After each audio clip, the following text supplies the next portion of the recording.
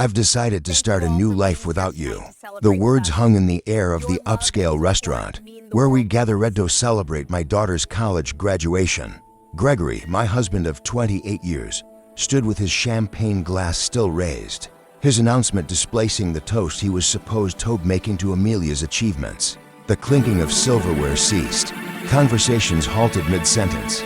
50 pairs of eyes darted between Gregory and me, waiting for my reaction, for the tears, the shouting, the dramatic exit everyone expected. Instead, I smiled. "Congratulations on your honesty. My name is Bianca Caldwell. I am 54 years old, and until this moment, I had been playing the role of the devoted wife and mother perfectly.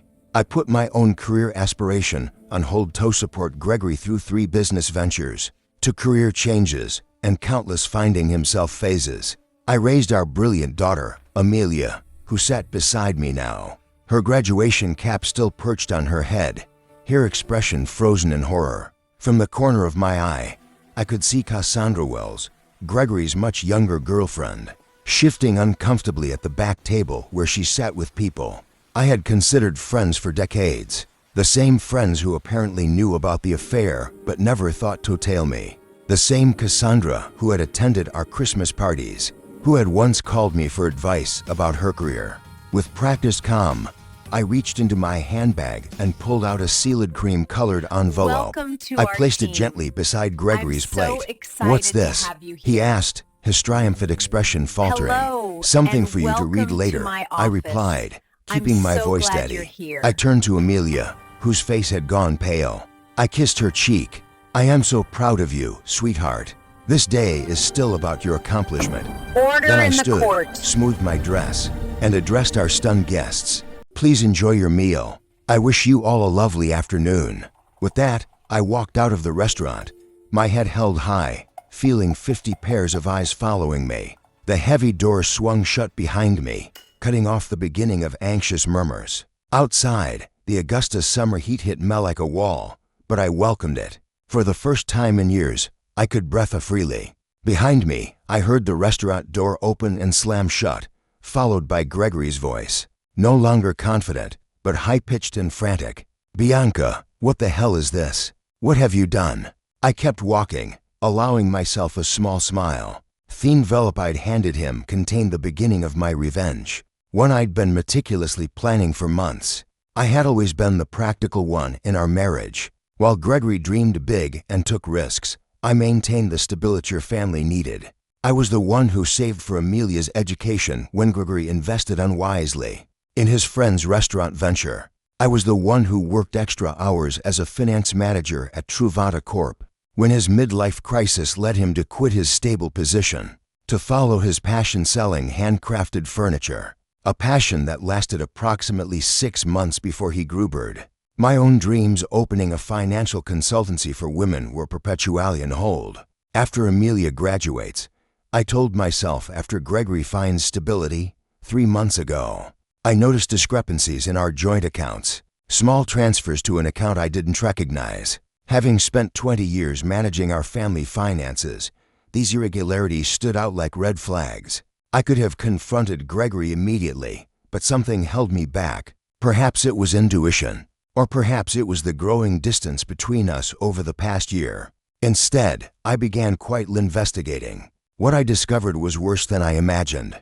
Gregory had been systematically moving funds to a separate account for over a year. He had also been taking Cassandra to expensive estates, purchasing jewelry, and looking at beachfront property, all while telling me we needed to tighten our belts for retirement. Then came the text messages he discovered when Gregory left his phone unlocked. Messages about their new life together. Messages about how he was finally breaking free. Messages about their plans for the day after Amelia's graduation. The day he had chosen to make his grand exit from our marriage. What Gregory had forgotten, or perhaps never fully grasped, was that I had been a financial professional for 30 years. I understood money trails. I knew how to trace assets. And most importantly, I remembered the prenuptial agreement we had signed 28 years ago, when I had more family money than he did. The agreement he had insisted upon, ironically, to protect his future earnings, contained a fidelity clause that would prove to be his undoing. While Gregory plotted his escape with Cassandra, I was building my case. I consulted with attorneys. I documented every hidden transfer. I gathered evidence of their affair. I prepared divorce papers. I timed everything perfectly, knowing Gregory would want to wait until after Amelia's graduation to avoid ruining her big day. What he didn't expect was that I would serve the divorce papers the morning of the graduation before his planned announcement, but with the papers still safely hidden in court records not yet accessible to him. What Gregory didn't was that I was always 3 steps ahead. I didn't return to the restaurant. Instead, I drove to our home, a spacious colonial in Augusta's historic district that we had purchased 15 years ago. The house that Gregory had already promised to Cassandra, according to text messages that he didn't realize I had seen. I parked in the driveway and calmly entered what had been our shared space for over a decade. Everything looked the same. Family photos on the walls, the antique grandfather clock that had been my father's, the worn leather couch where Gregory and I had once dreamed of our future together. Yet everything had changed. I went upstairs to the master bedroom and opened the closet.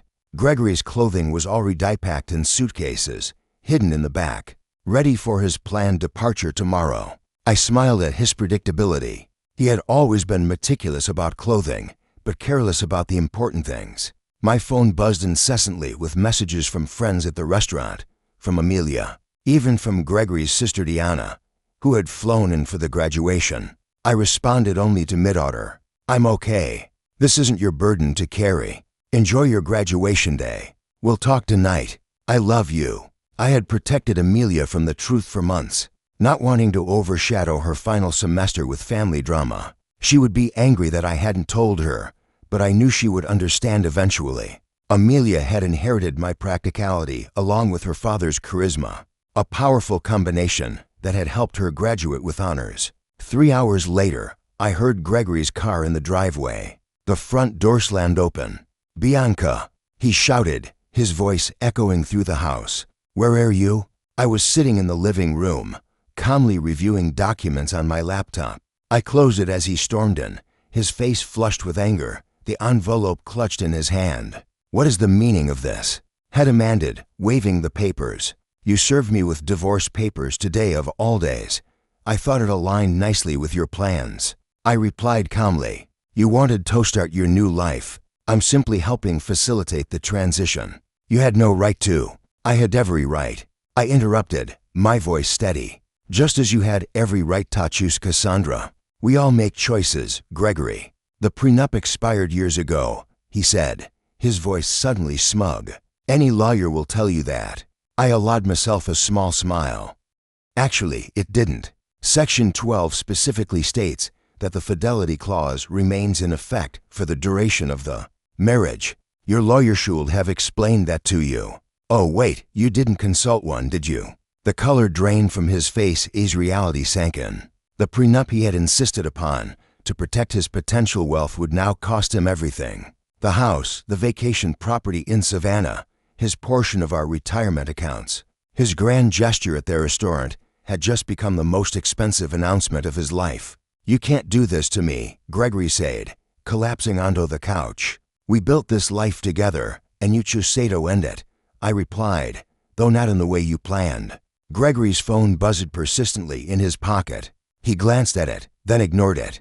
Cassandra, not out wondering where he was and why he wasn't following their carefully orchestrated plan. "You've always been calculating, Bianca, but this is cold," he said, trying a different approach. "What about our history? 28 years together means nothing." I studied him. This man I had loved for nearly 3 decades. The man who had held my hand through to miscarriages before we had Amelia.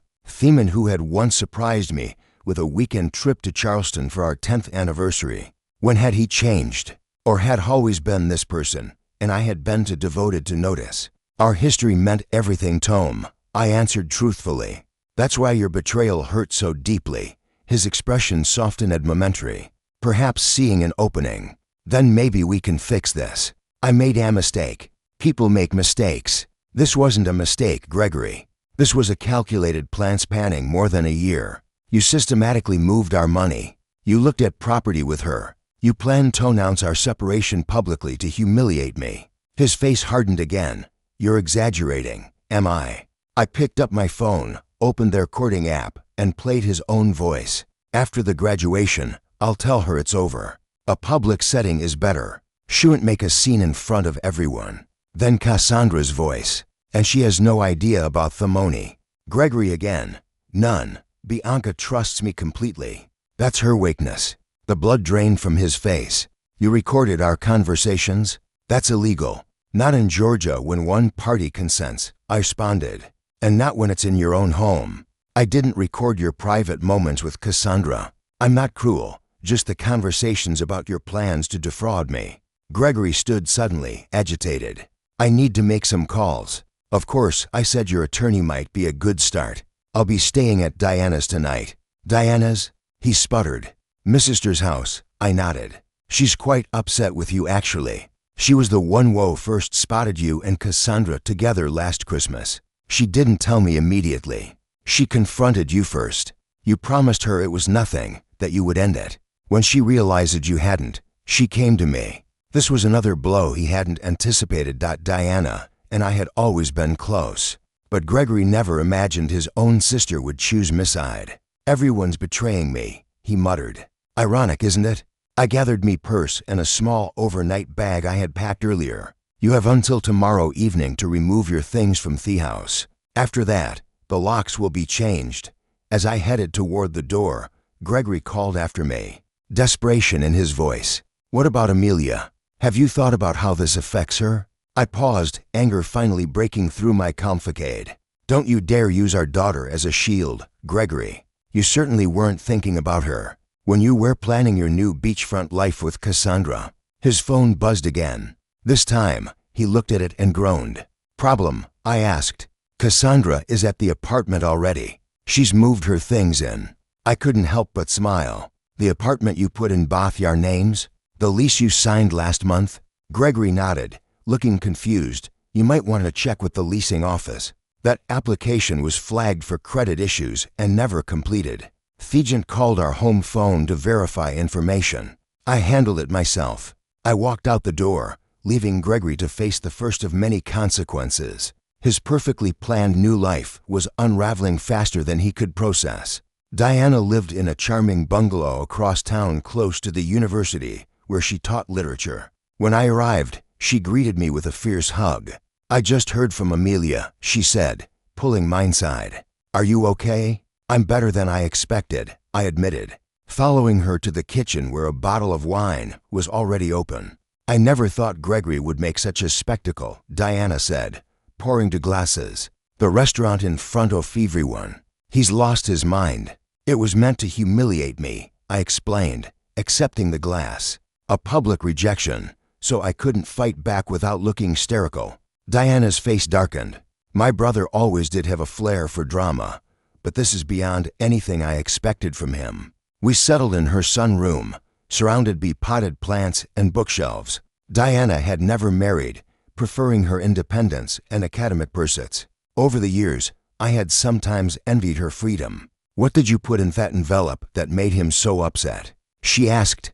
I explained the contents, the divorce filing, the evidence of his financial deception, and most importantly, the prenuptial agreement that would leave him with far less than he had planned. The prenup.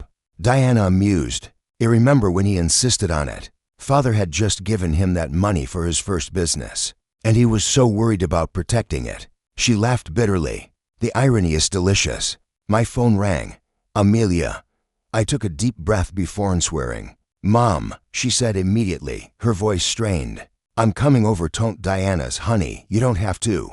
I'm already on my way, she interrupted. Dad is telling everyone you've lost your mind, that you've been planning this for months. He's saying horrible things. Of course he was. Gregory always rewrote narratives to cast himself as the victim. Let him talk, I said. The truth will become clear soon enough. 20 minutes later, Amelia arrived, still in her graduation dress, but with her makeup smudged from crying. She fell into my arms like she used to as a child after a nightmare. Why didn't you tell me? She asked, her voice muffled against my shoulder. I didn't want to ruin your final semester, I explained. You worked so hard for this day." She pulled back, wiping her eyes. "Well, Dad took care of pruning it." Anyway, we moved to Diana's living room where Amelia finally got the full story. How I had discovered the affair, the financial deceptions, and the plans Gregory and Cassandra had made. "I knew something was off with Dad," Amelia admitted. "He's been different, distracted, always on his phone, but I never imagined. None of us want to see these things in people we love," Diana sagely. My phone buzzed with a text message from Philip Anderson, my attorney. The emergency filing had been approved. The accounts I had identified were frozen, pending the divorce proceedings. Gregory now had limited access to funds, enough for living expenses, but not enough to follow through on the property purchases he had planned with Cassandra. I showed the message to Diana and Amelia. "Good," Amelia said firmly. "He deserves it." My daughter's loyalty warmed me. Beauty wasn't naive. "He's still your father," I reminded her. "Your relationship with him is separate from what's happening between us." Amelia shook her head. "Maybe someday, but right now, I can't even look at him. He hugged me this morning and told me how proud he was, all while planning to blow up our family hours later." The doorbell rang, interrupting her conversation. Diana went to answer it, returning moments later with a troubled expression. "It's Gregory," she said. "And he's not alone." I steeled myself as Diana led Gregory and Cassandra into the living room. Cassandra looked uncomfortable, shifting her weight from one foot to the other, her eyes darting around the room. She was 3'7", not exactly a trophy wife, but still 17 years my junior, with shoulder-length hair and the kind of confidence that comes from never having faced real hardship. Gregory, by contrast, looked furious. His earlier desperation had hardened into anger. "Bianca, you need to stop this insanity," he demanded. "Unfreeze the accounts. We can discuss this like reasonable adults." Amelia stood up, placing herself slightly in front of me. "Maybe you should have tried being reasonable before announcing to everyone that you were leaving." "Mom," Gregory's eyes widened as if just noticing our daughter. "Amelia, this doesn't involve you, doesn't involve me?" She echoed incredulously. "You blew up our family on my graduation day, and it doesn't involve me." Cassandra touched Gregory's arm. "Greg, maybe we should go." He shook her off. "No, I'm not leaving until Bianca agrees to be rational about this." Diana folded her arms. "My sister-in-law seems to be the only rational person in this scenario. You're the one who created this mess, Gregory." I remained seated, watching the drama unfold. For years, I had been the peacemaker, the one who smoothed over conflicts and kept everyone happy. That role was exhausting, and I had finally set it down. "The accounts will remain frozen until the preliminary hearing," I said calmly.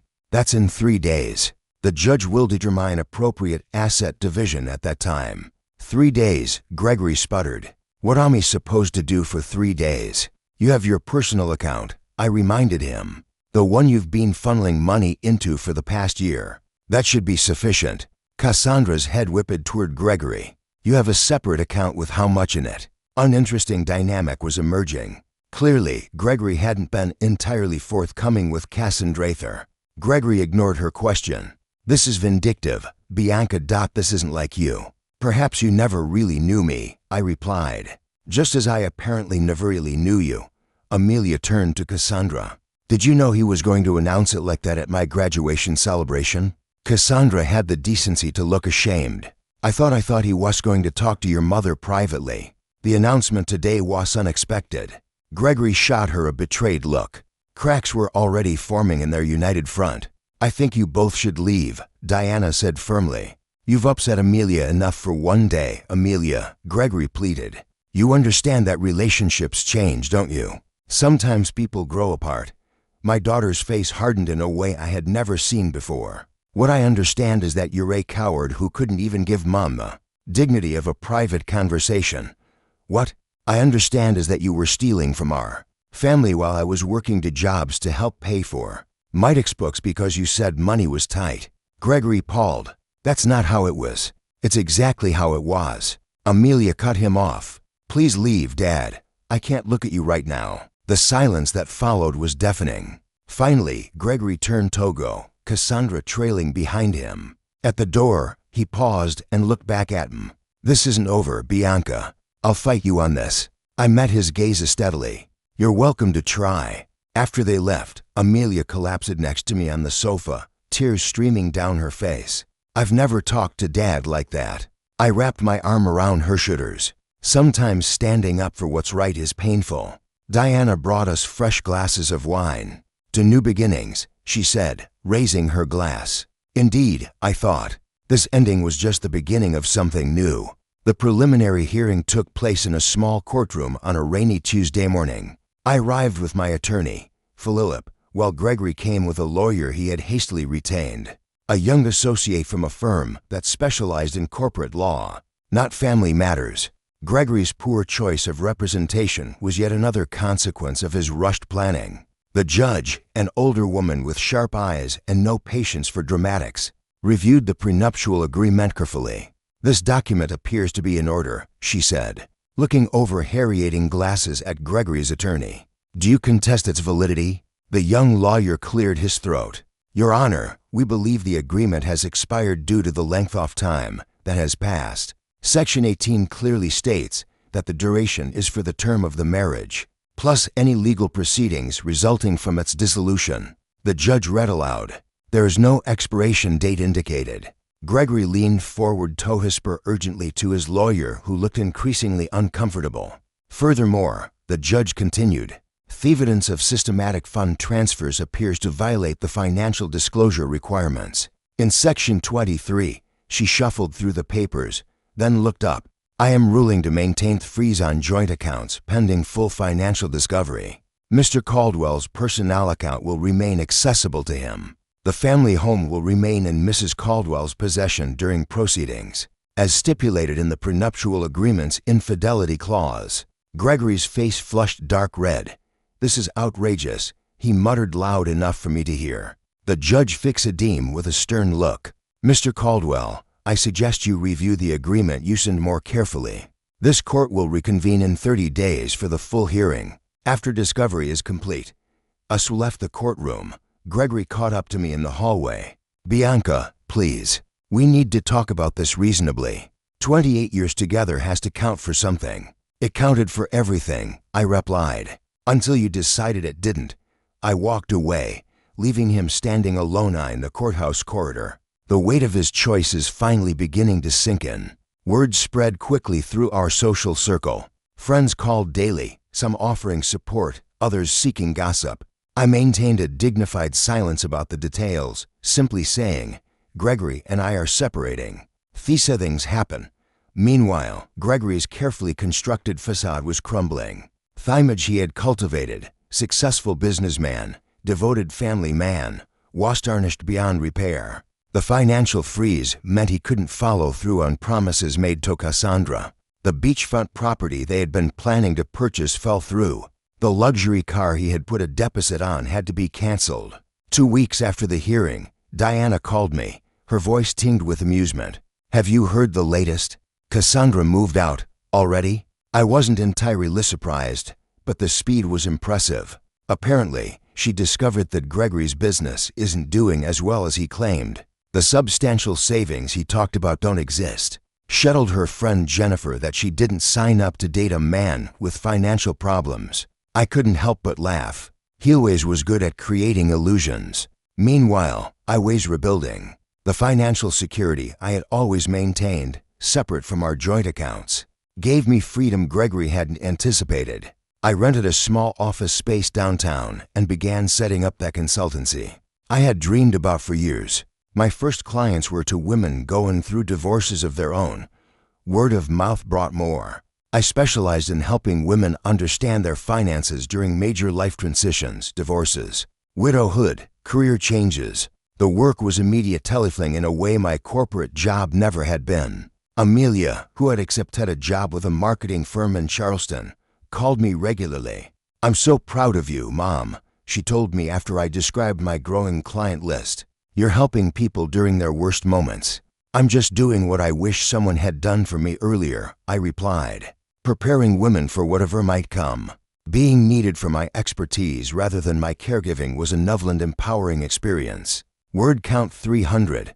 The final divorce hearing fell on what would have been our 29th anniversary, a fitting end to a chapter of my life that had lasted nearly 3 decades. Gregory arrived looking haggarded. I later learned that his business was struggling without my financial support and guidance. Cassandra was long gone, already dating a real estate developer from Savannah. Most of our mutual friends had distanced themselves from him. After learning the full story of his deception, the judge upheld the prenuptial agreement in its entirety. Gregory left with his personnel possessions, his struggling business, and the money in his private account, which after paying his attorney, was barely enough to secure a small apartment. I retained our home, my retirement accounts, and 70% of our joint investments, exactly as the prenuptial agreement stipulated in cases of infidelity. The justice was poetic. The very document Gregory had insisted upon to protect himself had become his downfall. As we left the courtroom, Gregory approached me one last time. "I made a terrible mistake," he said quietly. "Is there any chance we could—" "No," I interrupted, gentle but firm. "That door is closed." "I understand," he replied, and for once I believed headed. "I hope you find happiness, Bianca. You deserve it." It was perhaps the first honest thing he had said to me in years. 6 months later, my consultancy, Caldwell Financial Transitions, was thriving. I had moved from the small office to a larger space and hired 2 associates. I specialized in helping women secure their financial futures, particularly through major life changes. Amelia visited often, proud of what I had built. "You know what's ironic?" she said during one visit. "If Dad had just been honest from the beginning, he might have kept half of everything." "Sometimes people can't see beyond what they want in the moment," I replied. The woman who had once defined herself as Gregory's wife and Amelia's mother had discovered a new identity: mentor, business owner, and advocate. The envelope I had handed Gregory at the restaurant hadn't just been my escape plan. It had been the key to a door I never knew existed. Behind it, I found not just revenge, but reinvention. In securing my financial future, I had also reclaimed something far more valuable: myself.